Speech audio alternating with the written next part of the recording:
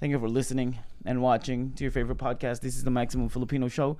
We are doing Afterflicks. This is the review for the Disney Plus original series Hawkeye. Yes, this third episode, but second episode for this.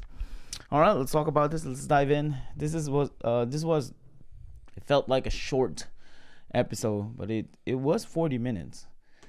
Well, removing the rest of the credits was like 25 maybe. 25 minute episode. But we're going to talk about it. We're going to discuss it. Anything that you like and you don't like, scenes that you notice, Easter egg. If you haven't seen any of the episodes, or if you haven't seen this third episode, and you care about spoilers, we're gonna be here. Just pause this, watch the episode, and then come back and enjoy the rest of this podcast. If you've seen it, or if you haven't but you don't care about the spoiler, then stay tuned and come and join us. Talk to us. Just a disclosure. I don't even know if that's a disclosure, but just so you know, and FYI, we haven't seen any videos or listened to any podcasts or any other informations about this episode. So this is a raw knowledge about Hawkeye episode 3. So yeah, come and join us. All right. So Wakka. I'm being joined by Wakka. My name is Captain Bug CB. What do you think? I thought that it felt like a short show, like you mentioned earlier, but it did meet the time. But I think maybe there was a lot of scenes that just try to drag it out. But I'm trying to remember a few things. Overall, Hawkeye is one of the very few characters in all of Marvel that is not known to me. I just learned about Hawkeye through the Avengers, through the movie. I completely have no idea who this guy is. So I'm trying to remember a few things from the scenes of that that would try to help me out here. What did you like so far? I'm trying to remember some things. Okay, so I made some notes because I make notes. Yeah, I quit that. When hold on, I forgot the cast, so maybe let's pull up the cast. They were caught, right? Chapter 3. They were. It was left off where they were caught. Yes. Okay. Oh wow, Rotten Tomatoes gave it 100%. Look at that. 11 critics. That's crazy. Okay. All right. Okay, so episode 3. So we left off with we started where we left on episode 2, which was they were captured. Yes. And we met the leader of the mafia. I think the track team jumpsuit. Yeah. Is it Russian jumpsuit? No, I think it was tracksuit. I think they're called tracksuit. Tracksuit Mafia. Okay. So we've learned about them. We figure out who's the leader. Yeah. We figure out what they're against and why are they fighting Ronin. They were looking for Ronin. They thought Kate Bishop was Ronin.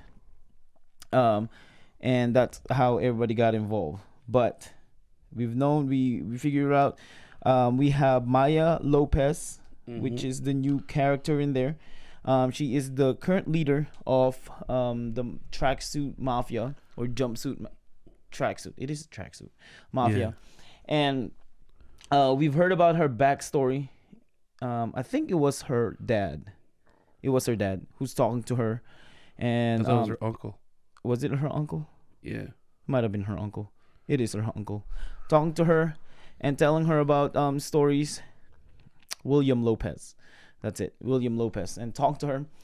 And I noticed one of the a nod when he said, "Are dragons real? They live in a different world." And that's a Shang-Chi reference. He's referencing Shang-Chi. Right. I remember that. We're in that movie. Well, not the movie. He's not referencing the movie, but he's referencing that because he's Asian. Because I assume there's that correlation to the 10 rings and where they were going the Tao Zhao, It's how whatever that yeah. that realm where that dragon was. So Mm. he said that.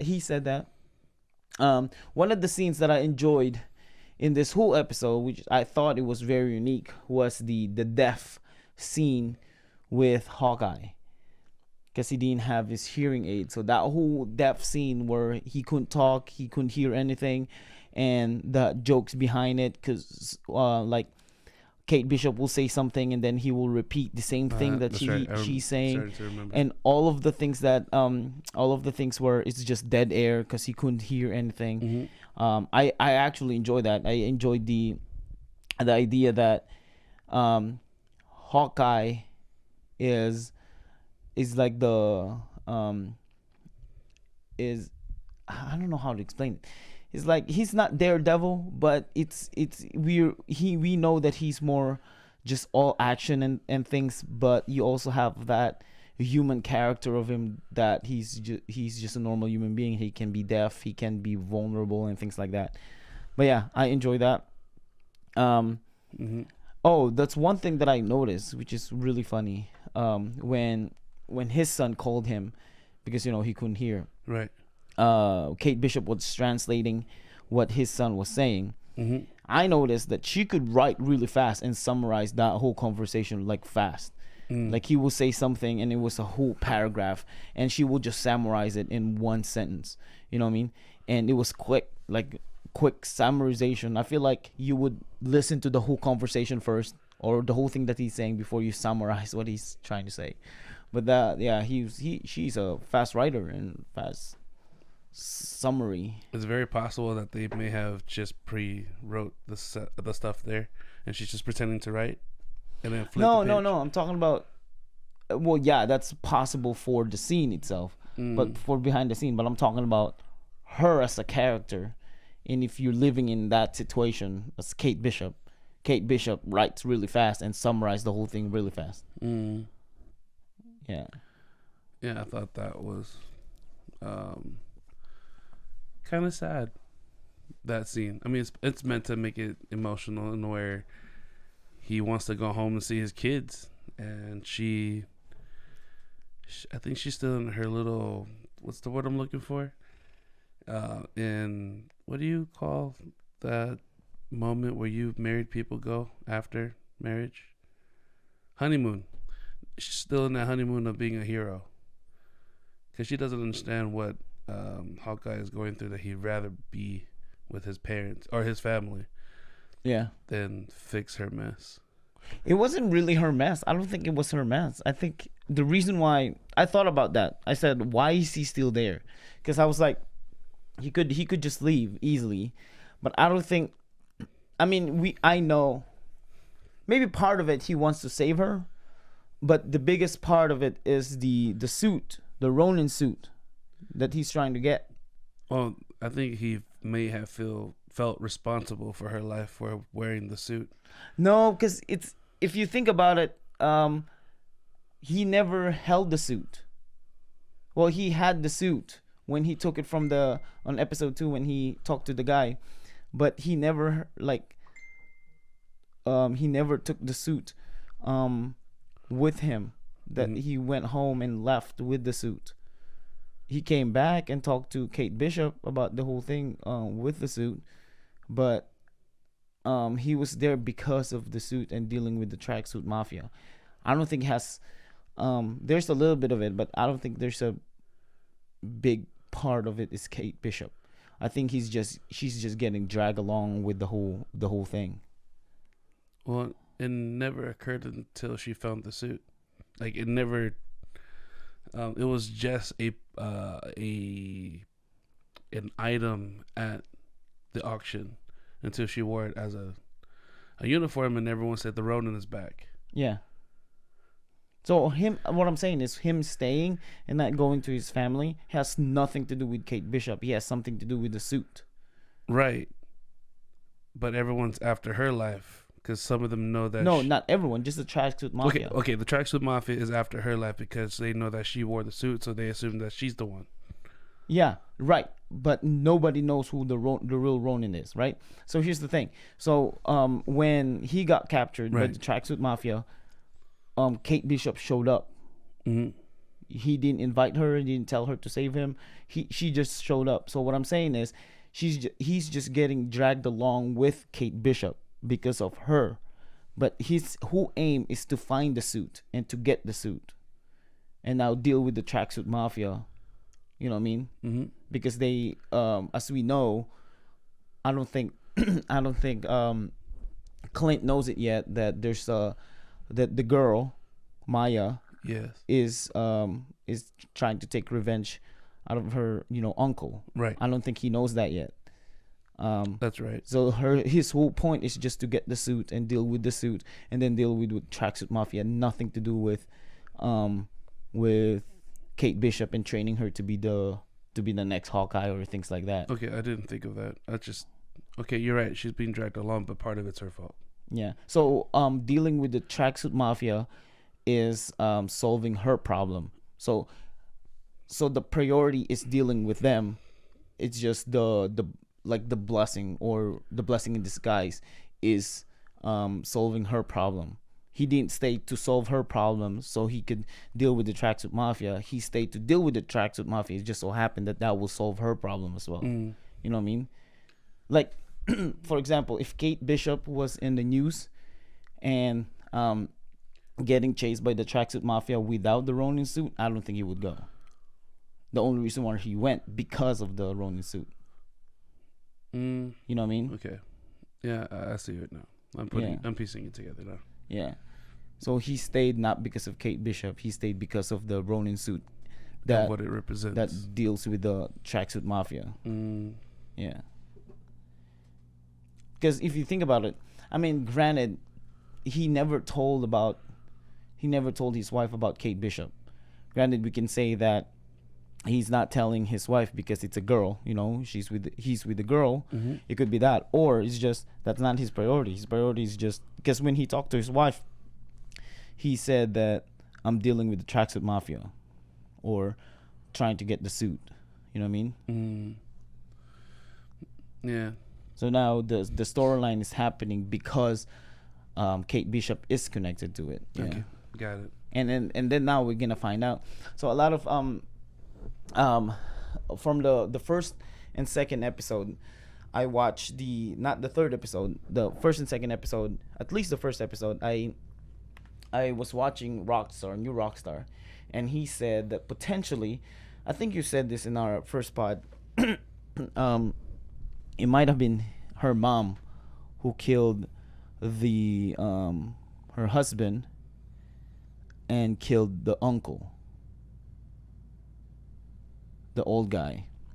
I may have said that. I just felt like the mom was involved somehow. Yeah, because in the New Rockstar, he says that in the fight in New York, when her dad disappeared, the fight in New York, you couldn't see the dad. Like they both disappeared. She went downstairs, right in the kitchen. You couldn't find the mom, and then all of a sudden the mom showed up, and then Kate Bishop asked her mom, "Where's Dad?" and she never answered. Like she didn't answer. That was like a red flag to them. And then the whole intro scene. One of them is when the silhouette of her training archery, when her mom was there, she was failing the bullseye. She wasn't hitting it. But when she grew up and the mom wasn't there, she's hitting every target. The point is, we don't know what happened with the mom. Like, what kind of training is the mom having? What kind of life is she having? We don't know her background. All I know is the show is just portraying that Jack is the villain, right? Which makes it sound easy and not well written and obvious. It's just obvious that he's there, so he's got to be the villain. You know what I mean? But there's so much ambiguity in the whole show. Because it's the beginning of the show, so we don't really know who the real villain is and what's gonna happen. Do you think they're probably in cahoots together? Jack and the wife? I don't think so.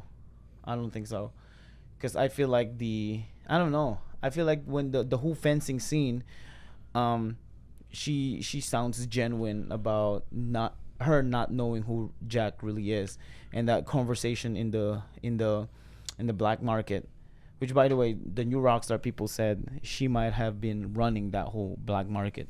She might have been started that whole thing. It's possible. Yeah. Maybe they're both evil. It's just one is they're just separate. Yeah. And then the watch that they were looking, Mm-hmm. it looks like it was it looked like it was Tony Stark's one of his watch. You think it's his armor watch? No, his hand watch? No. It's just one of those techie watch, not necessarily his that specific watch. Right. So it's like a techie watch that I don't know, that unlocks something or you could use for something. What did we watch that they use the A watch as a key? Red Notice. Red Notice? That's right. That was Red Notice. So, so she might be running that whole black market. What I don't get is, so Endgame, Black Widow not captured, but talked to Clint as Ronin, but freaking Clint left the suit in the Avengers compound. I was thinking, how did he lose the suit in general? I don't think he.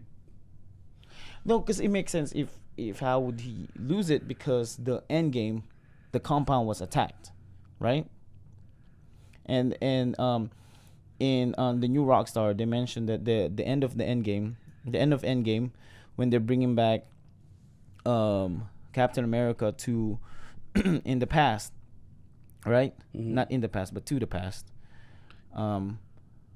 There was a helicopter carrying a huge load of something, crates, just flying away, and it looked like what is that? Spider Homecoming, when Vulture was just grabbing all the stuff from the plane? From the fight in New York, like scavenging everything and getting all the tech, alien tech, and things like that. Okay. So it seems like it was like that. So it's not for sure, but it just looked like that. So that's how it makes sense. It got lost because the whole building was destroyed, exploded. But my thing is, why did he leave in the Avengers compound? I don't know. To hang it up, maybe, or to make sure no one else has it. I mean, because it represents a lot of things. Apparently, every underworld knows what that suit represents or who it represented. Underworld? You mean underground? Underworld, underground, tomato. I don't know. I feel like underworld will be more supernatural than underground. Whatever the shit is, I'm talking about all those who are in the bad place, or I feel like crooks and villains. I feel like underworld will be Hades or something like that. We were talking about Marvel. But yeah, I get what you're saying, because his reputation is he killed all the bad people in Endgame. He reminds me of a complete dark version of DC's character, the Arrow. The show they made, how he started it was just like that. He would just go and kill villains, period, until the point where somebody convinced him to stop killing and just start capturing them. Wasn't that the other version of Robin, the one with the red mask? Arsenal. Yeah, that was like him, right? Arsenal was like that, but then the when Deadpool, before Deadpool was Deadpool, it was the same way.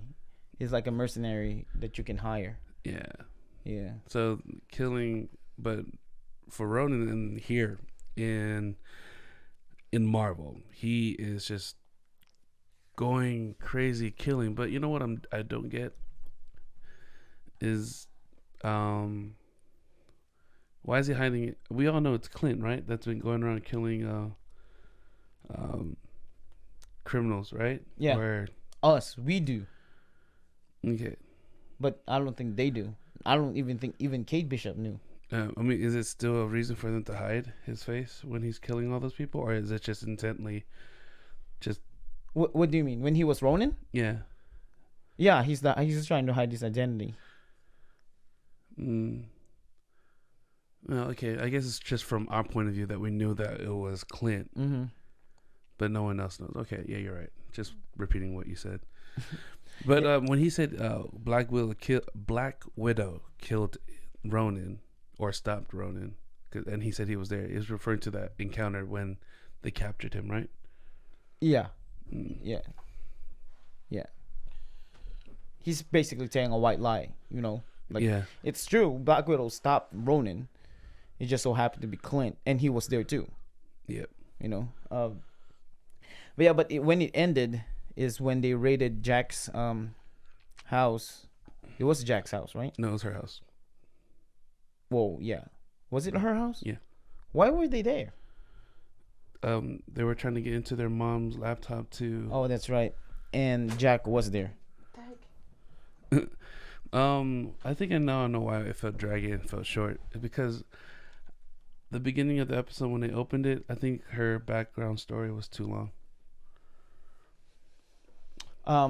With Kate Bishop? No, with with Maya? Yeah. Okay, I get it. She was deaf, but they kept talking, and she grew up to be a fighter, still being deaf, that she can still do so much without needing hearing aids. And then she ends up, I think it was 5 minutes, 6 minutes of the backstory. Yeah. I don't know. Yeah, you're probably right. Because I feel like they're setting up her backstory, why she's mad at Ronin. I get that. I mean, there's so many ways of making it shorter. I mean, we didn't need to know about her being a kid unless that's just a clue that Shang-Chi will be included somehow. No, I don't think Shang-Chi will be included. I know Yelena will be there. But I feel like they're trying to. So in this kind of villains, I get what you're saying. Yeah, there's a lot of ways to make it shorten, but I feel like the show is trying to make the villain. I feel like the directors and the writers trying to justify and make Ronin look bad, like Ronin was bad, because we all love Clint as Hawkeye, right? We all love Hawkeye, but now you have this alter ego of Hawkeye as Ronin that just killing people without. It's just they're bad, you know what I mean? Without knowing their background and who they really are and who they lose, on the process, which is having Maya there. And because we got attached, they're trying to get you attached to the uncle, giving you all these stories and, being with this deaf girl who just trained. Right. And then you have just Ronin just shows up and kill him, without putting a fight. Do you think what he did was right? Oh yeah, that's a question. Do you think what Ronin did was right? It's like asking me a question. Is what's his name? The guy from Death Note. What he did was right. Yeah, it's like a Robin Hood question. Well, I don't know about Robin Hood, because Robin Hood only steals, not necessarily basically, kills. I know there's a different degree of what breaking the law about. Yeah. What I'm saying is breaking the law to do what's right. Yeah. Well, his breaking the law is more like killing people. Yeah, killing the killers. You know what I mean? Or, I don't know, crooks, murders. Yeah. Organized crime. See, I don't know. I don't know if that's the right thing. I don't know. As a Christian, of course, it's not. You know what I mean? You don't put the justice in your hand or someone else's blood in your hand. But in the logical point of view, it could be. You know what I mean? You would think that. But here's the thing, though. Just like what Vision said in Age of Ultron, there's always going to be villains no matter what. Mm-hmm. You know what I mean? Like not Age of Ultron, Civil War, when he said that the reason why villains are getting stronger and stronger because the heroes are getting stronger and stronger. You know what I mean? To match them. So he said, we are the byproduct. They are the byproduct of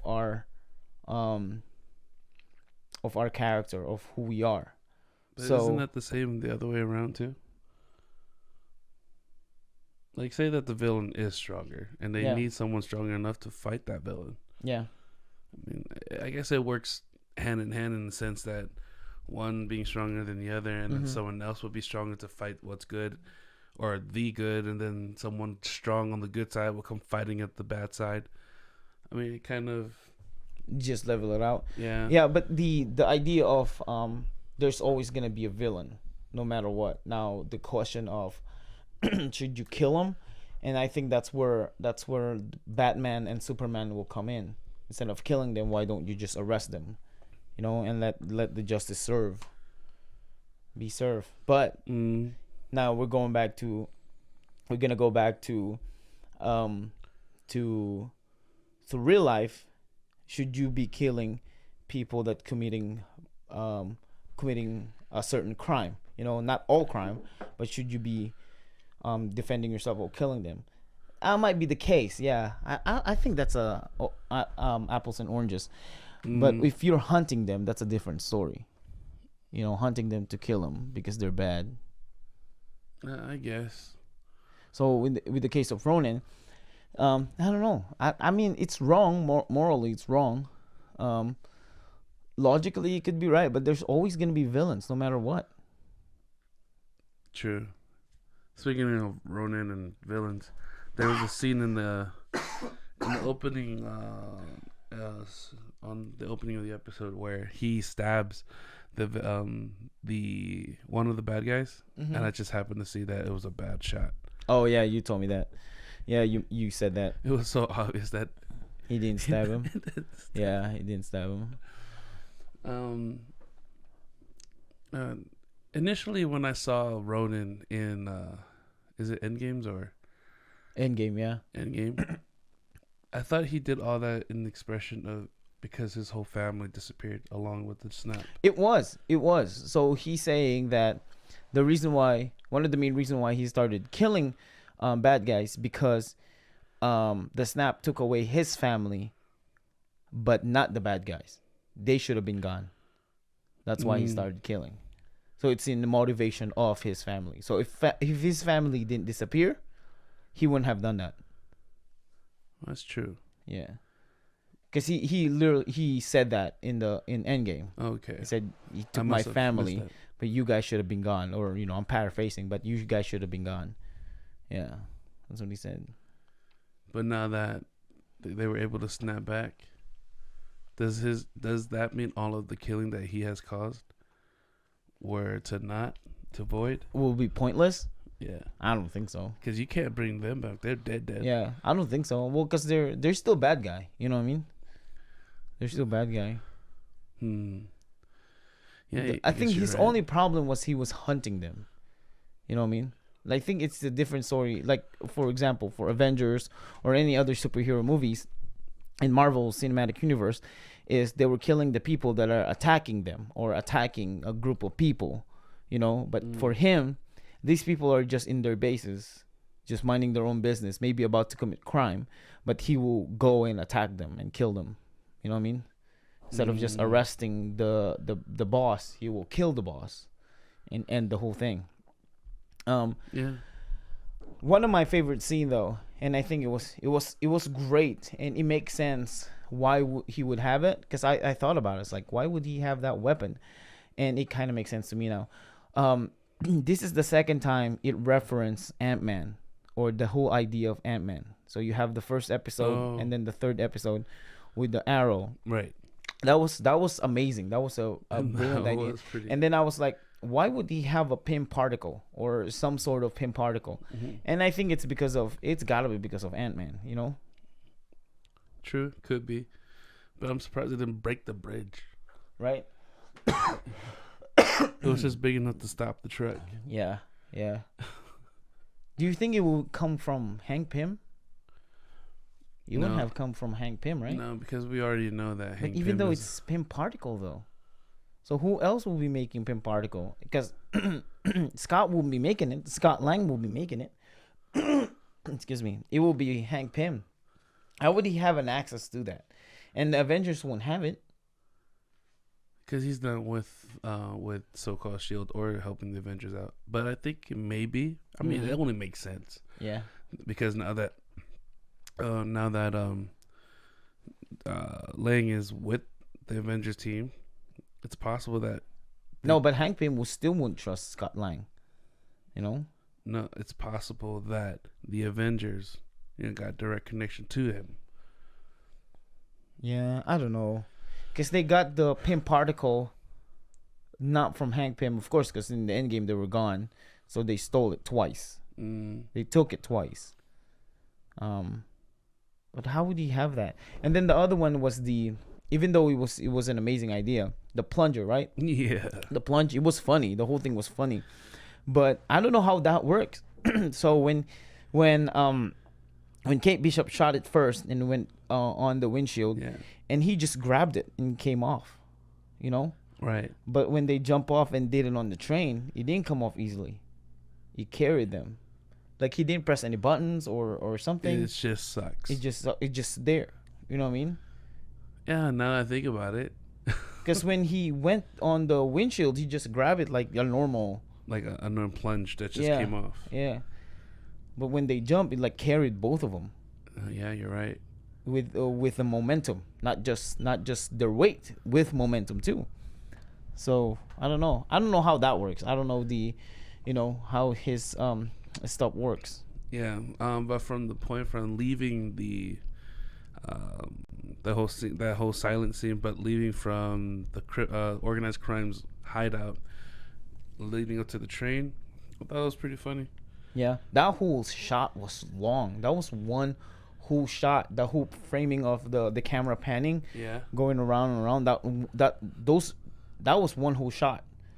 It was just one whole shot. I was paying attention because it started when they were running towards in the car, Right. and then the cameraman went inside the car and then just panned it around. It's either real or CGI. I don't know, but all I know is it was just one shot.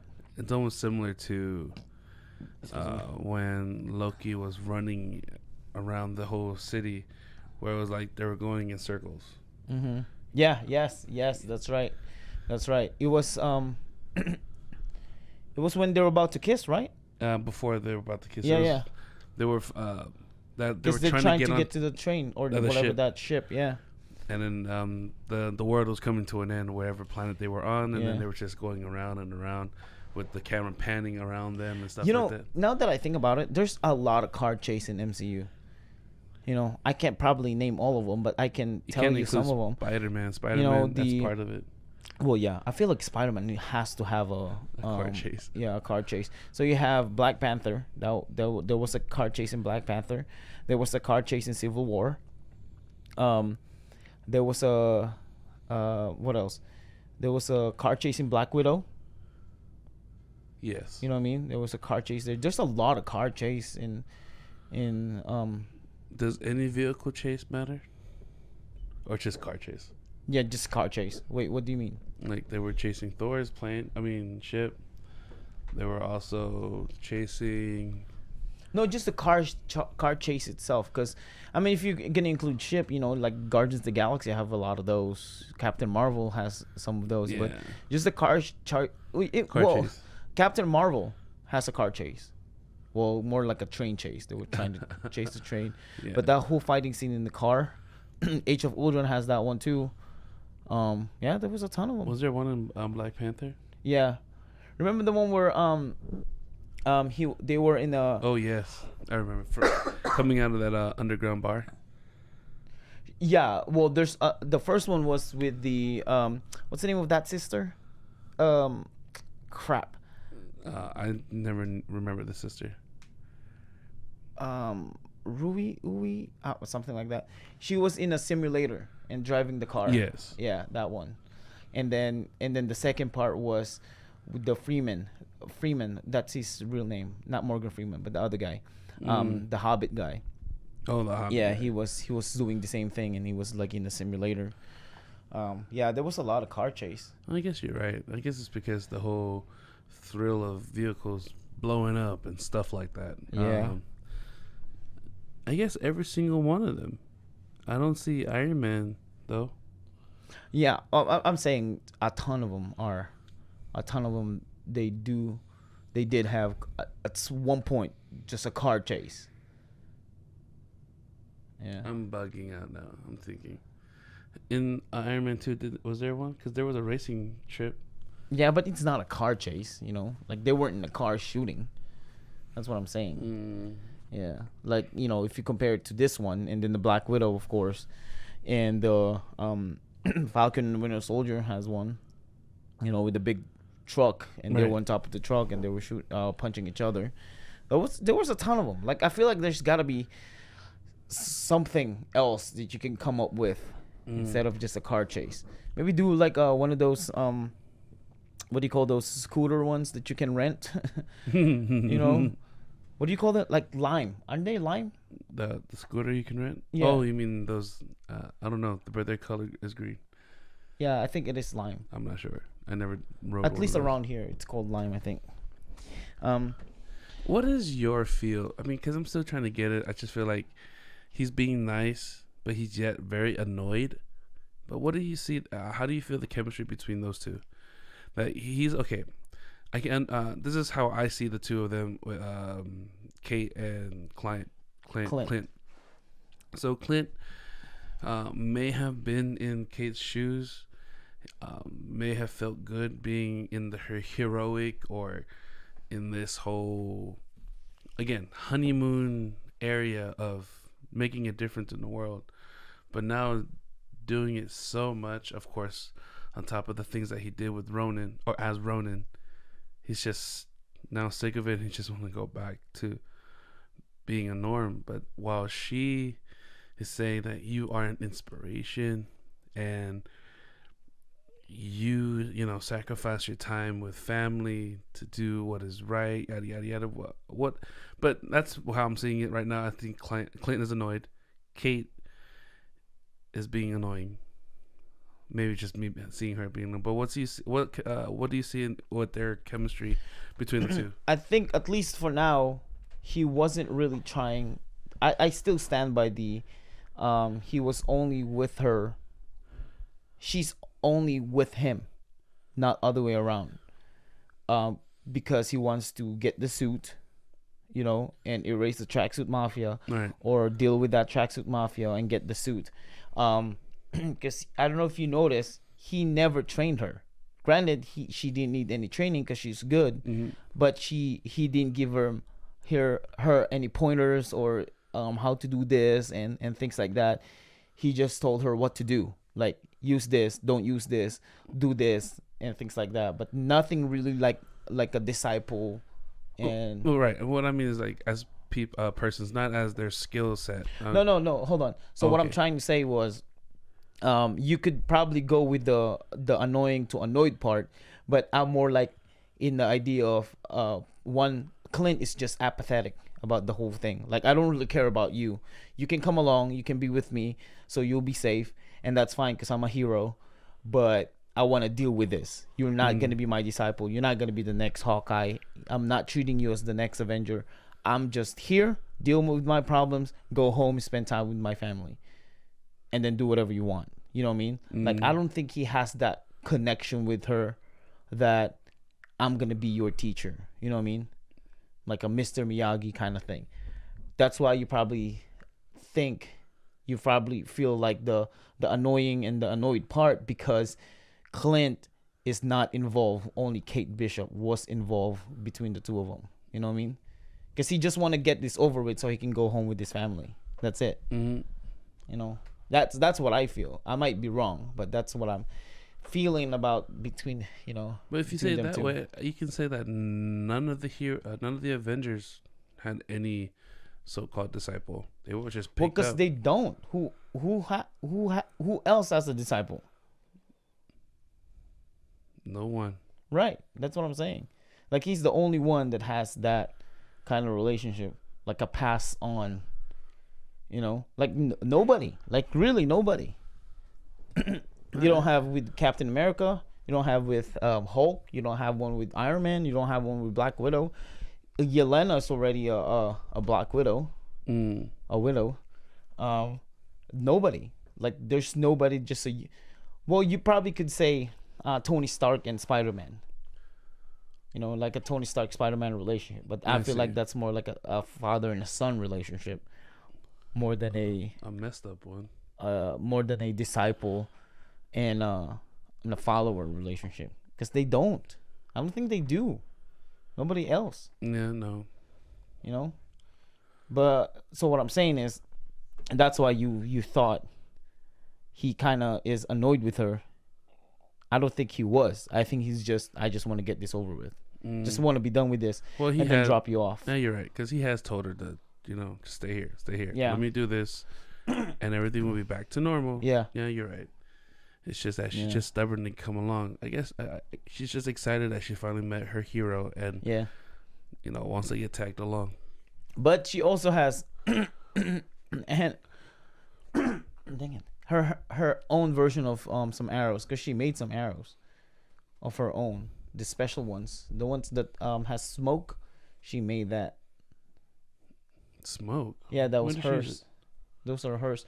So when during the car chase, and then she saw her bow in the other car, she grabbed it with her arrows, and then she shot the smoke inside the van so they would stop. That was hers. Oh, I thought she just grabbed her bow and still used his arrows. No, the bow and arrows are hers. Yeah, so she makes her own specialty bows. Interesting. Yeah. Oh, what was the point of the slime? That was okay, now that was Hawkeye's. Yeah. Okay. Then sorry, I know now that I brought it up. Every single what do you think were the purpose of each of those unlethal or non-lethal weapon would be used for? Well, we know about the plunger. You have the slime, but what would it be used for? I don't know. Is it flammable? That's you don't really know the compound of the slime. True. Is it poisonous? Is it I would get it if it was black. Kryptonite? But why pink or purple? I don't know. It's almost like every sort See, of. I don't even know if it's a slime. It might be a Play-Doh. It kind of reminded me of the character in Big Hero 6, where she has all those bubbles blowing. Oh around. yeah, that was paint. But it kind of reminds me because it's kind of a buildup on. No, those what things. reminds me is Flubber. Flubber? Yeah. Rest in peace, Robbie Williams. But yeah, that's what reminded me of Flubber. But I don't know. There's gotta be like a reason for it, Yeah, like some of his weapons. Like how many of those weapons are just regular arrows? You know what I mean? I mean, they have to be a purpose. I mean, you're right. I'm just trying to think because in the game you can look for arrows on the ground, but this is a world that doesn't use arrows for your first choice of weapon. So you have to make sure every shot that he shoots count. Yeah. So okay, purple slime. As you can see, they were trying to wipe it off. So maybe for a slippery ground or something like that. I don't know. I have no idea. Okay, so there was that. And what was the next thing that was a special non-lethal weapon? So you have the plunger. The plunger. She uses the other one, but it explodes. Yeah, that was that. I don't know what else. There was the slime, and then there was the one that grasped the trees. Oh yeah. That one is more of a that one reminds me of Spider-Man Homecoming when he's trying to save the ship that's splitting. Oh yeah. You know what I mean? I feel like it's like that. So if something is coming apart, you just shoot that, everything will locked in place. It just so happened that it locked into trees and they don't have solid ground, so it will. Do you think that's all his web though? Huh? Do you think that's all his web? No, there's no way. There's no way. That thing is an arrow. How was it able to contain all those little wires to spread out? I don't know. How did he contain the stinking slime? Yeah. If we're talking about physics, so there's this. The I saw this that's How Should Have Ended. The YouTube channel called How Should Have Ended, and it's animated and things like that. They show you some TV shows and movies that how should have ended, and one of them is Lord of the Rings. The way it could have ended easily is you have Legolas put the ring in an arrow and then shoot it on a volcano, and then that's it, over. There's no more traveling, there's no more fighting. It's just that. But physiologically speaking, or in physics, if you put something on the tip that it's heavy, it's not going to be balanced. So if you shoot it, it will just drop because it's too heavy. It's not going to go straight. It's going to go somewhere else. So remember that first episode when she hit the when she put a tennis ball, that's not possible because the arrow will just fall. It won't fly. You know, it won't fly that hard. So unless you tilt it, though, right? It's not gonna work. You know what I mean? Because it's not balanced. It's like the arrow itself is balanced. That's why it could fly. It can go straight. You know. But anything added onto it. Yeah, it won't be balanced. I wonder who came up with that thought that anything you put on, it's possible. Right. You can't. It's not. That's why they have to be a special kind of tip, and certain kind of weight for the tip that you use. You can't just use big ones because it will mess up the balance. Yeah. Unless you have a very strong string, or something like that, or a very heavy arrow. You know what I mean? Heavy arrow on both sides, or you can adjust the weight. The balance of the arrow. So if you put something heavy on the front tip, you can put the rest of the weight on the back. So when you shoot it, it just goes straight because it's not gonna go down. But I don't know if you remember. What was it? It was the first Avenger. Yeah, his thing. I don't know what it's called. What does it call? The case where you put your arrows, right? Yeah. In the bottom, not in the bottom, on his bow itself, he has some buttons that he can press, and then the bottom of that that back, it switches, like it goes around whichever tip you want to use. That's how he got that. So he has a lot more weapons that he can choose from. There are some weapons that are pre-made that it likes that, and there are some weapons that they're just empty, and you can put certain tips or different kinds of tips. You know. That makes sense. So there was that the tree grabber, and then the Pym particle. Yeah, the Pym particle. The other one was just a simple arrow. Explosion. No. This is just a simple arrow. The one that he enlarged with the Pym particle. It's just a simple arrow. And what was the arrow that Kate shot and didn't even damage the big guy? Because she was meant to be a distraction for him to run to get the plunge. I thought it was the explosion. No, towards the very end. Yeah, I thought it was the explosion that she used to grab the plunge. No, it wasn't. Because she was making a threat, and he got a regular bow and arrow. Oh, I don't know. I forgot. It was what's the word? It was a bluff, basically, so he can just have a distraction to go get the plunge. Oh, I don't think it's anything, because he just shot him and then fell. Yeah, it was. It was nothing. Why would he have that? What would he? It was those cartoon ones where you have gloves, just the boxing gloves, but it's small. Sorry, it's a small boxing glove. So when she shot it, it's supposed to punch him in the face, but he just dropped and fell. You know what I mean? I think it's something to use to knock someone unconscious or something. Oh, maybe, but it broke. Yeah. And then did it break or did it fall? I thought it ricocheted off of him and then fell. It did ricochet off of it. It didn't fall. Yeah. And the other weapon that was non-lethal that was used was when he shot it, it made a Spider-Man sling or hang, like how you use the grappler. Oh yeah. And then he was able to grab the plunge. Yeah, he had that before. That was so in the trailer, was it the trailer? Yeah, it was the trailer of Hawkeye. We saw that the same scene of both of them shooting something. But in real episode, it was just Hawkeye and Kate Bishop hang on to the bow. You notice that? Because it's in the trailer. I think they're trying to show not faking it, but show that they're both Hawkeye. Her as the apprentice, and they're both doing it the same thing. The famous jump in Avengers of Hawkeye jumping off the building. And do the same thing, and they're both doing it. But in the third episode, it was just Hawkeye doing it, and Kate Bishop's hang on to the bow. Yeah, but there's nothing really that special about this episode. No, like, it was actiony, but nothing really that special. The Hank Pym, the Pym arrow. Do you think it will work on a person? I don't think so. You don't think Maybe. so? I don't know. So if you shoot a person, what will happen? They will explode. No. I don't know. That's a really good question. Yeah.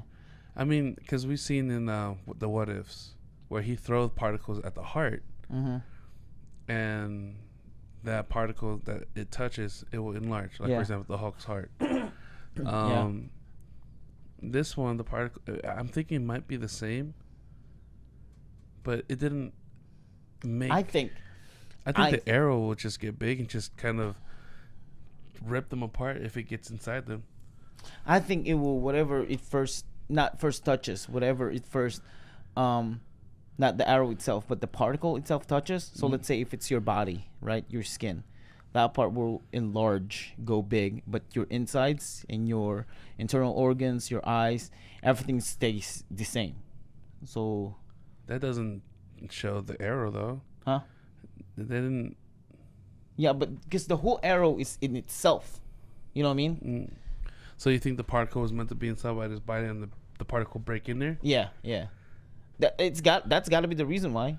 Did it hit the tip of the arrow or the back of the arrow when he turned it over? I think it's the whole arrow. No, because in order for him to make that happen, he had to hit the tip. The tip. So she told her to shoot it up. Uh-huh. And then he had to aim at it to have the right timing for it to... Yeah, but he shot the Pym arrow. She shot just the normal arrow. Oh, that's why I got confused. So, yeah. Okay. Then you might be right. Yeah. So if it hit me, so let's say it exploded on my skin, my outer body, I think my outer body will just expand, but my insides will just be the same. Oh, same size. You know what I mean? That would just make you... Yeah. And I think that's why Ant-Man is the way he is, because the suit protects his body, his insides. What shrinks is the suit. You know, because the suit doesn't plunge anything in his skin, in his body, that releases the Pym particle to go in his body. You know what I mean? The way the suit works is just he presses the button and everything then he shrinks or enlarges. So I think the suit will expand and comes with his body. Like that's the whole magic of the Pym particle. Yeah. But if you take the Pym particle, as we know in What If, it will be a different story. It will just one at a time instead of just. Oh, that's a dangerous weapon. And I think that's why they put the whole helmet on when they use it.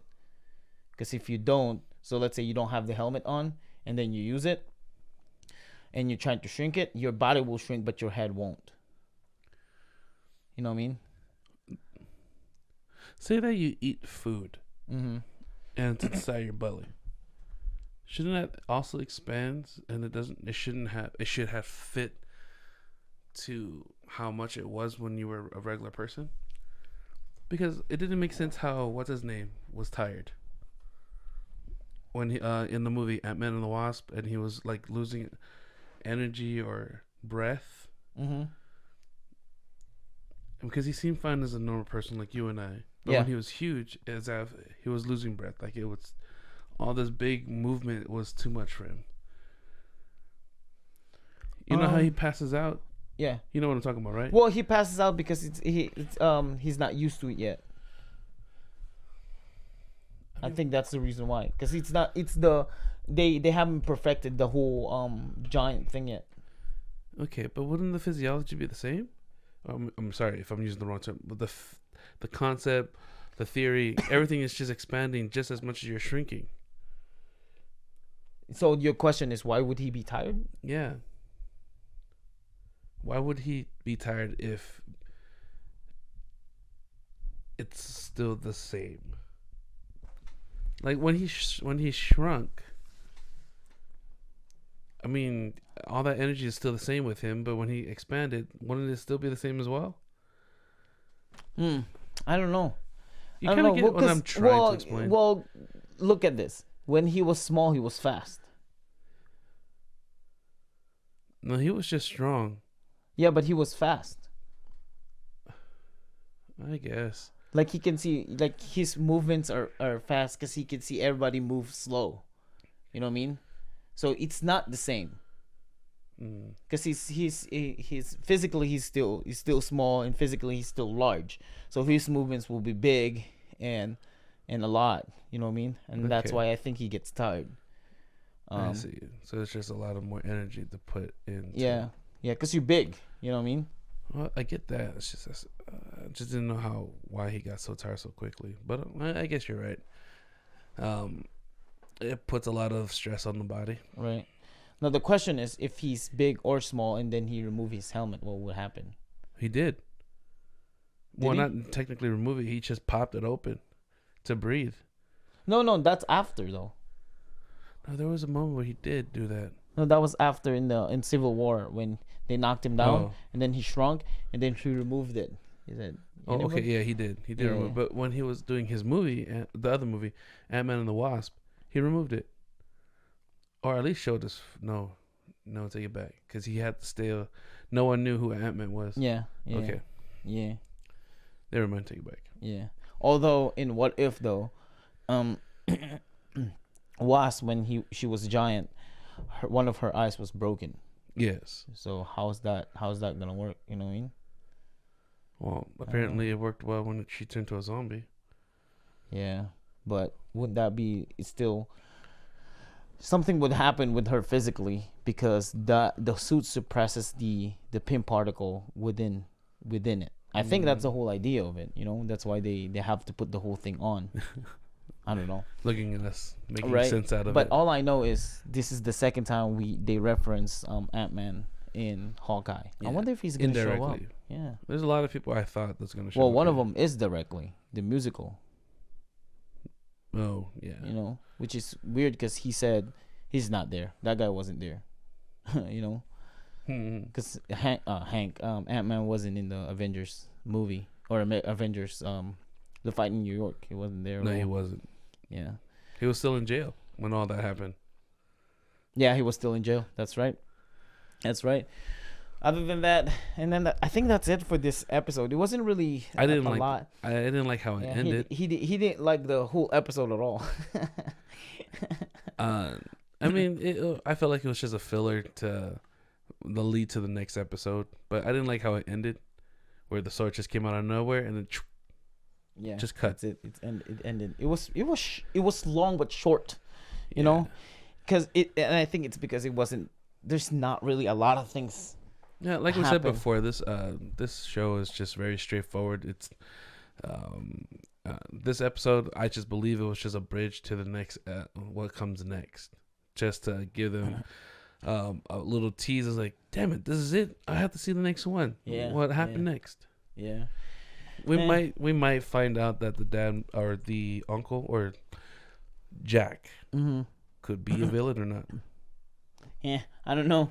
I stopped saying that after WandaVision. It's like, oh, we're gonna see him. I just feel like we're gonna be find out more about him now.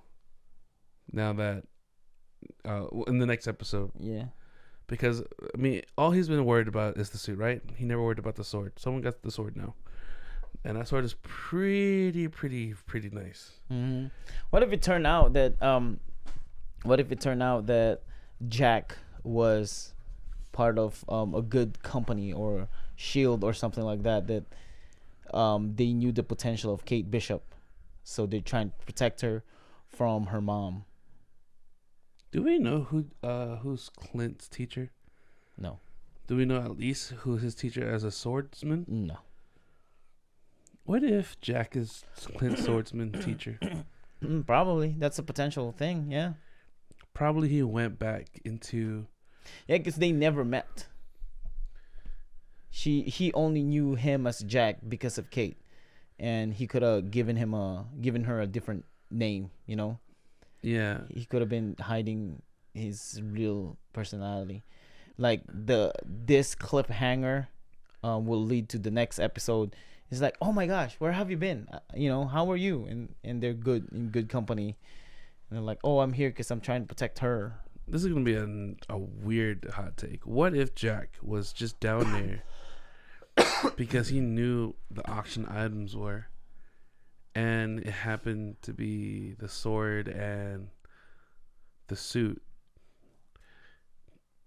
Wait, did he want the suit? No. No, he wanted the sword. Just the sword? Oh, then I take it back. I just thought that Jack was trying to help Ronan out. Take away, trying to take away from the wrong hands, kind of thing. That could be it. It could be it. I don't know. Yeah, we've never met anybody that trained Clint, not the swordsman part, but in general. I feel like he's good with sword anyway. I guess. I mean, we don't know the backstory of Clint. Did they ever share the backstory of Clint? Mm-mm. Yeah, he just showed up in the Thor. The first Thor movie. He just showed up there. Oh, that's right. Yeah.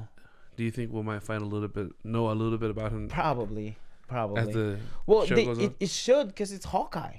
The show is called Hawkeye. We should see something about him, and that would be interesting. We should know more about Budapest. Yeah, Budapest. We kind of know a big part of it. Like, he was hired to get Black Widow, and they ended up becoming friends because they fought in Budapest. Yeah. And they became friends and all. So we're gonna find out what's gonna happen on episode 4. It's potential. It will be interesting if they're friends. It will definitely a good plot. A plot twist. If Jack ended up being a good guy, I might say though that I'm not gonna be surprised either way. I will be happy if he's a good guy for storyline purposes, but if he's the main villain, I'll be like, it was that's given. Boring. It was too given. Yeah. We hope you enjoyed this podcast, and we hope you enjoyed Hawkeye. Continue watching us. Continue watching Disney Plus. I want to say thank you to you and to everybody watching this. If you end up all the way in this end of this podcast and you haven't subscribed yet, please do. Please subscribe. Yes, please subscribe and tell your friends about us. We are the Maximum Filipino Show. My name is CB. And I am Wakka. We'll see you guys later. Bye. Correct.